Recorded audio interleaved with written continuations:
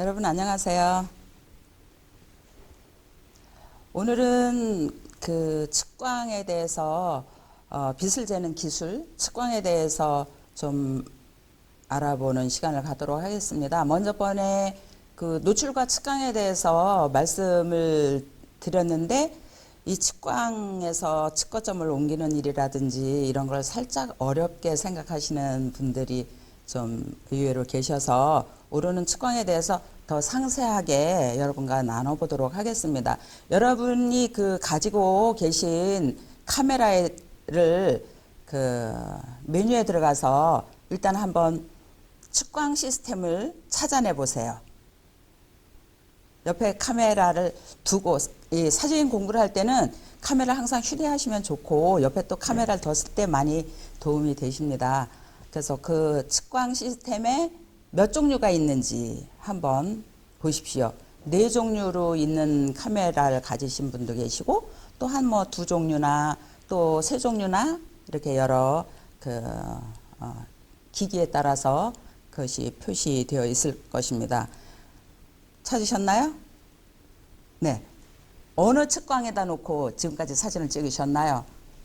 대략 어떤 분들은 멀티 측광에 놓고 처음부터 끝까지 사진을 찍으신 분도 계세요. 그리고 측광이 어디에 있는지도 모르시는 분도 계시더라고요. 측광이란 뭐냐면 그 렌즈를 통해서 들어오는 빛의 양을 재서 계산해 가지고 피사체의 밝기를 또 전체 사진의 밝기를 알려주는 것이거든요. 그래서 내가 어느 측광을 했느냐에 따라서 사진의 결과물은 엄청 달라져요. 오늘 공부하신 이후로 여러분 그 측광까지도 좀 이렇게 변화를 줘서 사진을 찍으러 나가셨을 때 그리고 또 자세도 중요해요. 내가 어떤 방향에서 역광의 방향에서 45도 사광의 방향에서 또 측광의 방향에서 어느 방향에 서서 내가 사진을 촬영했는가에 따라서도 사진의 결과물은 엄청난 차이가 있거든요. 그래서 말씀드린 대로 뭐 그 평가 측광, 다분할 측광이라고도 말하죠. 그걸 또 멀티 측광이라고도 말을 합니다. 그리고 중앙부 중점 측광 또는 중앙 중점 평균 측광 이렇게도 말하죠. 그리고 부분 측광, 스팟 측광 이 측광의 기술에 대해서 살펴보겠습니다. 첫 번째로 평가 멀티 측광에 대해서 봅니다. 대부분의 촬영 환경에서 가장 많이 쓰이는 측광 방식이죠. 그래서 그냥 대부분이 그냥 이 멀티 측광, 평가 측광에다 놓고 모든 사진을 다 해결하시는 경우가 엄청나게 많습니다. 멀티 측광, 카메라의 내장 센서가 프레임을 여러 개, 한 프레임을 여러 개, 한 뭐 5개나 6개 정도로 나눈 뒤에 광을 재고 거기에서 가장 가까운 평균치에 가장 가까운 노출값으로 계산해서 내주니까 거의 실수는 없어요. 골고루 빛이 들어가죠. 측광이 쉽고 오차도 적다. 중앙부 중점 평가 측광보다 정확한 노출을 얻을 수가 있다.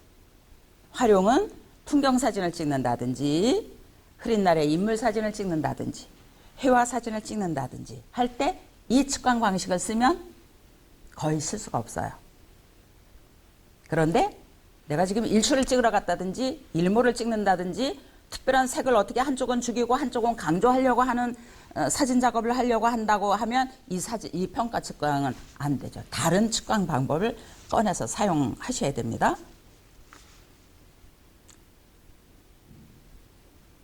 흐린 날의 사진 골고루 광을 재주는 거예요.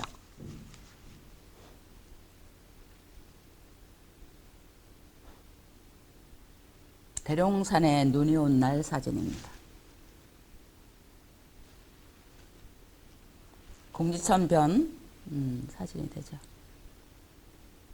골고루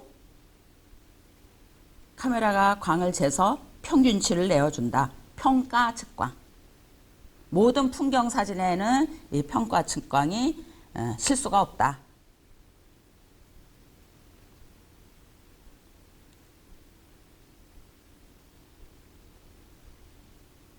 이런 아름다운 상고대 사진은 언제 떠볼지 모르겠어요. 이제 온난화가 시작돼서 겨울에도 상고대가 잘 생기질 않죠?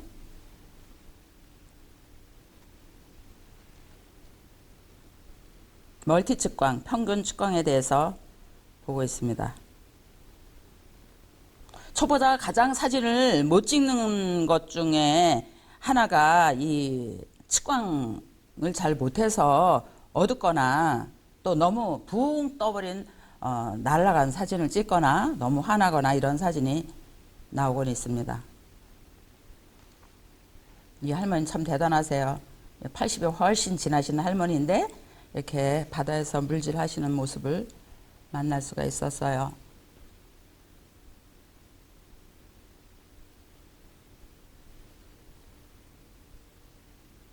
평가 측광에 대해서 보고 있습니다. 멀티 측광 또는 다분할 측광.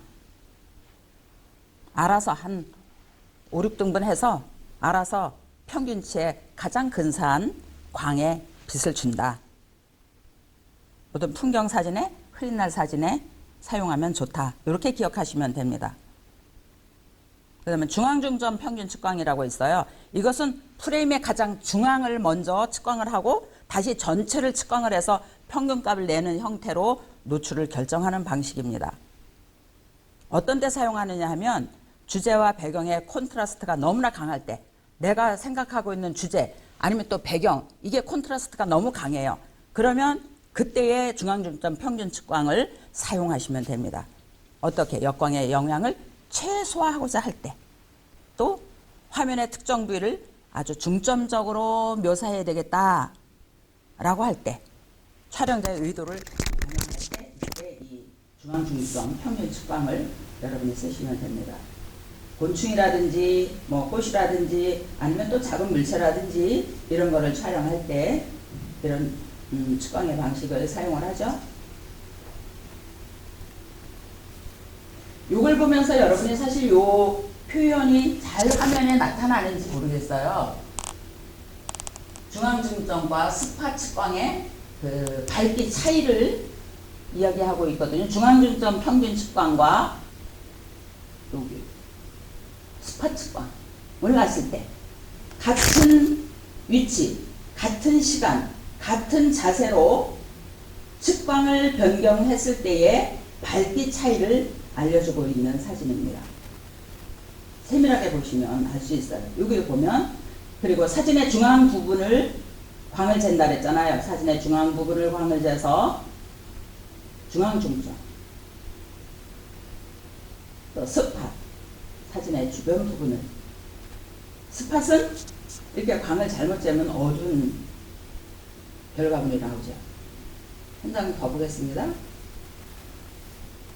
중앙부 중점 평균 측광 했을 때 이 중앙을 중점으로 광을 재서 전체 밝기를 표현해 준다. 이것이 중앙부 중점 측광인 것입니다.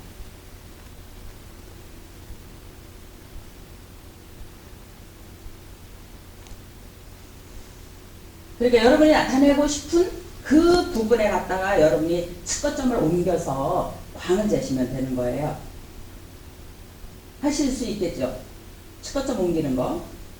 나중에 기회가 되면 아마 거의 하실 거예요. 그 측거점 옮기는 방법도 일러드릴게요. 중앙부 중점 측광에 가까운데 한 300년 뭐 이렇게 된 소나무들이 많이 있죠. 올리 소나무 밭이에요. 중앙부 중점 측광을 사용해서 찍은 사진들을 여러분 보고 계십니다. 그러니까 작은 꽃이나 곤충이나 이때 아주 더 훨씬 효과적인 측광 방법이라고 말씀드렸죠.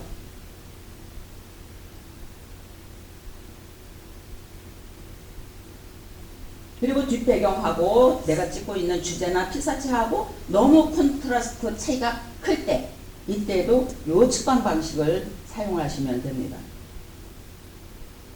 그렇게 이렇게 곤충이나 이런 작은 물체를 세밀하게 표현하려고 할 때 중앙부 중점 평균 측광을 사용하시면 아주 좋습니다. 양귀비 꽃밭에서 꽃을 찍지 아니하고 꽃이 떨어진 그 거의 열매를 맺혀가고 있는 이것을 묘사를 했어요.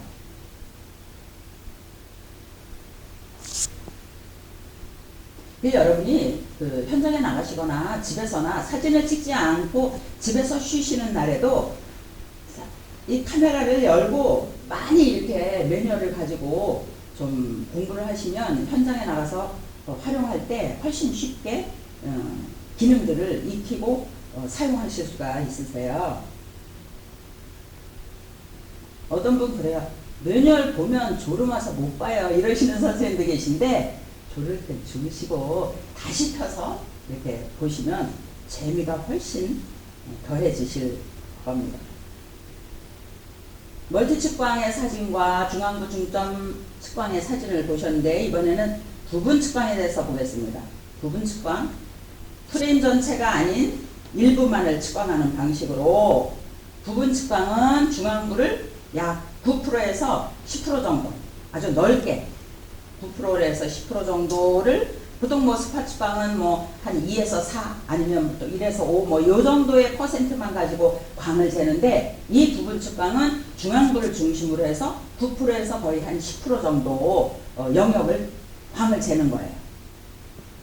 그리고 평가 측광으로 사용을 했는데 별 실수가 없지만 노출에 문제가 있어 라고 생각이 됐을 때 이 부분 측광을 여러분이 사용하시면 됩니다. 그래서 중앙부 중점 그 평가 측광 방식하고 유사하긴 하지만 부위가 아주 작고 세밀하다. 그리고 특정한 주제를 강조한다. 그러니까 언제 좋은가 하면 역광 상태에서 인물을 찍으려고 할 때, 역광 상태로 왜 사람이 이렇게 실루엣처럼 인물 찍으려고 할 때 있죠? 그때라든지 그늘 속의 식물, 빛이 없는 이 그늘 속에 식물을 찍으려고 할 때, 이때 부분 측광을 사용하시면 좋습니다. 그리고 아주 중요한 것은 피사체보다 배경이 더 밝을 경우, 내가 찍는 이 피사체, 이 주제보다 배경이 너무나 환해요. 그럴 때는 사진이 잘 안 표현이 되잖아요. 그럴 때는 측광 방식을 옮겨가지고 여러분이 사진을 찍는 훈련을 하시면 아주 좋습니다. 부분 측광을 하신 사진 한번 볼게요. 부분 측광의 사진입니다. 요런 프레임법은 가장 첫 시간에 여러분께 선물할 구도법에 대해서 상세히 말씀을 드렸잖아요. 지금은 이제 여러분이 카메라뿐만이 아니고 핸드폰에도 요 그리드 라인이 다 있어요. 이 격자 라인이 있는데 이걸 다 벌써 여러분들이 꺼내 놓으셨다고 저기 동영상 보고 핸드폰에서도 꺼내서 하니까 이전보다 사진이 훨씬 달라졌다고 이야기해요 라는 분들이 많이 계셨습니다.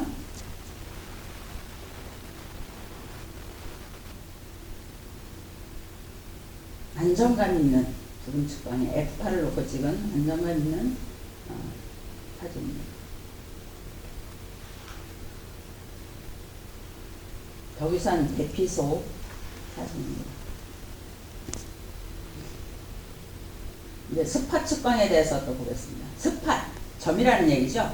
좁은 점이라는 그런 의미를 가지고 있고, 말 그대로 아주 세밀하게 빛을 잽니다. 거의 2% 영역이 한 2%나 한 4% 정도의 영역에서 빛을 재요. 특정한 좁은 영역을 측광하는 방법. 사진은 빛의 예술이기 때문에 빛을 보는 훈련도 중요하지만 내 카메라에 내장되어서 빛을 재는 기술을 활용하는 것도 아주 중요합니다. 좁은 영역을 측광할 때. 그래서 스팟의 원리는 측거점이 밝은 곳으로 가면 사진이 전체적으로 어두워져요. 여러분 지금 카메라 가지고 계시면 카메라를 가지고 그 빛 쪽에다 한번 광을 재보세요. 속도가 확 달라지죠. 셔터 속이 달라지죠. 다시 돌려서 어두운 쪽에다가 광을 한번 재보세요. 어떤가요? 속도가 떨어지죠. 하늘 쪽에는 올라가고.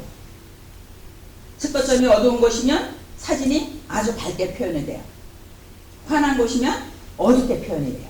그래서 내가 측정 방식을 어떤 걸 가지고 사용하느냐에 따라서 어두운 사진일 수도 있고 환한 사진일 수도 있어요. 그래서 그걸 잘 조정할 수 있는 능력이 여러분 속에 있으면 아주 좋습니다. 그래서 이 스팟 측광은 인물 촬영할 때 아주 유용하다. 사람을 찍을 때. 사람을 찍을 때는 어디다 측광하면 좋습니까?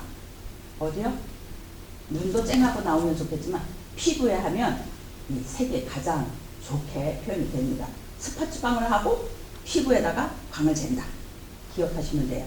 그리고 일출이나 일몰이나 역광이나 명암 대비가 아주 큰 경우, 명암이 너무나 커서 정말 뭐 이렇게 덕유산까지 뭐 아니면 무슨 뭐 이런 태백산까지 아침에 일출을 찍으러 올라갔는데, 아니면 또 일몰을 찍는데, 일몰 찍으면 거의 밤에 내려오죠. 일출 찍으러 새벽부터 올라가잖아요. 그런데 아무리 찍어도 태양의 빛깔이 안 나오고 훤히 날아간다든지 또 너무 어둡다든지 다른 사람 찍은 건 잘 찍었는데 내 사진은 왜 이러지? 라는 생각을 하셨을 때가 있으시죠? 측광 방식 때문에 그런 거예요. 그리고 예를 들어서 뭐 둥실 떠오르는 아침 해를 찍는다 이러면 해의 윗부분, 이거는 한 2%에서 4% 정도의 영역을 가지고 광을 재서 나타낸다고 그랬잖아요. 그렇기 때문에 해의 동그란 그 윗부분, 거기다 광을 재시면 돼요. 인물 촬영할 때 유용하죠. 그리고 뭐 일몰 때나 뭐 일출 때나 앞에 이때 컨트라스트가 지금 굉장히 강한 시간이잖아요. 이때 그때 사람이 있으면 실루엣으로 나올 때 그 실루엣 사진을 아주 잘 찍고 싶다든지 할 때 이 스팟 측광의 원리를 여러분이 이용하시면 되겠습니다.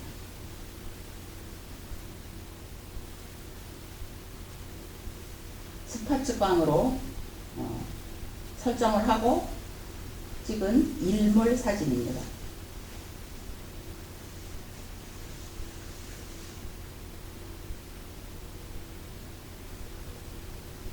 요거는 그 니콘 카메라 안에 측광 모드가 설정되어 있는 그런 그림을 보고 계십니다. 빛의 양, 노출을 측정하는 거, 빛의 측정 범위를 설정하는 거, 이런 건 다 여러분 아시죠? 멀티 측광으로 스팟 측광 표시, 멀티 측광, 평가 측광의 표시. 그래서 여러분이 사진을 찍으시려고 할 때 반드시 화면에 내가 어떤 값으로 세팅이 되어 있는지를 먼저 보셔야 돼요. 한번 어두운 곳에 가서 저녁에 사진 찍다가 ISO를 만약에 뭐 몇천 정도로 올려놨어. 그런데도 그거 그냥 원위치 시키지 않고 태양빛이 좋은 밖에 나가서도 어떻게 해요? ISO를 잔뜩 높여놓고 몇천씩 올려놓고 찍다 보면 나중에 결과물을 보면 노이즈가 그냥 가득한 사진의 결과물이 나올 수 있어요. 그래서 내 그 카메라 화면에 내가 지금 어떤 세팅, F값은 얼마인지, ISO는 얼마인지, 이렇게 했을 때 셔속은 얼마로 나오는지, 측정 방법은 뭐로 놨는지, 화이트 밸런스는 또 뭐로 놨는지. 화이트 밸런스를 뭐 K값을 한 6,500 놓고 찍었는데 뭐 아침에 태양을 꽃을 찍는다. 그런데 그냥 K값 그렇게 놓 그러면 그 예쁜 꽃의 색깔이 나오지 않죠. 어제 찍었던 붉은 태양이 거기 들어갈 수 있잖아요. 그 색깔이. 그래서 반드시 중요한 것은 확인한다. 화면을 사진 찍기 전에 확인한다. 중요한 이야기죠.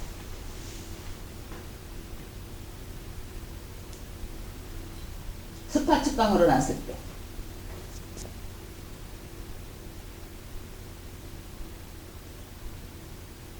스팟 측광으로 놓은 사진을 여러분 감상하고 계십니다. 그리고 스팟 측광은 선명한 그 색채를 또 이렇게 부각시켜 줄 수가 있어요.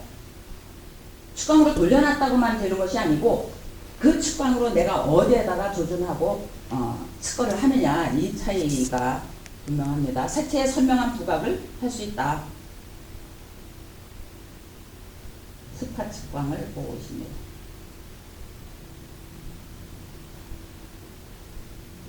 앞부분에서 보여드린 것처럼 측광을 놨을 때 이런 색의 차이를 여러분이 확인하시면 됩니다. 잘 보이실 수 있죠? 실루엣의 조형미를 나타낼 때 스팟 측광을 사용한다. 또 측광 방식의 종류도 잘 알고 계시지만 다시 한번 여러분 보여드립니다. 평가 측광, 또 부분 측광, 스팟 측광, 중앙 중점 평균 측광, 풍경을 찍을 때, 스팟 측광, 뭐 일출일몰, 뭐 실루엣 사진을 찍을 때, 더 섬세하게 표현하려고 할 때, 가장 중앙을 사용해서 광을 낸다. 네, 중요한 것은 사진을 내가 어떤 밝기로 찍을 것인가를 결정하는 것이 노출이라면 측광은 피사체의 밝기를 측정하는 것이다. 그래서 우리가 이해하는 사진가가 이해하는 아주 필수적인 것이고 아주 중요한 것이다. 이제 요 공부하신 여러분은 이전 사진보다 더 훨씬 선명하게 마음에 드는 아주 좋은 사진을 찍으실 것이다. 이렇게 생각이 됩니다. 그래서 평가 측광, 풍경과 사물, 중앙 중점 측광, 피사체에만 노출을 측정한다. 부분 측광, 배경과 노출이 피사체가 또 어두울 때, 또 배경이 너무 콘트라스트가 강할 때 사용한다. 스팟 측광은 인물이나 또 역광, 일출 뭐 이런 때 사용하시면 좋은 측광 방법이다. 이렇게 말씀드릴 수가 있습니다. 그래서 지금까지도 잘 활용하셨겠지만 오늘 이제 공부를 하셨으니까 더 잘 활용하셔서 좋은 사진, 멋진 사진 남기시고 즐거운 사진 생활하시는 여러분 모두 되시길 바라면서 오늘은 측광에 대해서 말씀드렸습니다. 수고 많으셨습니다. 감사합니다.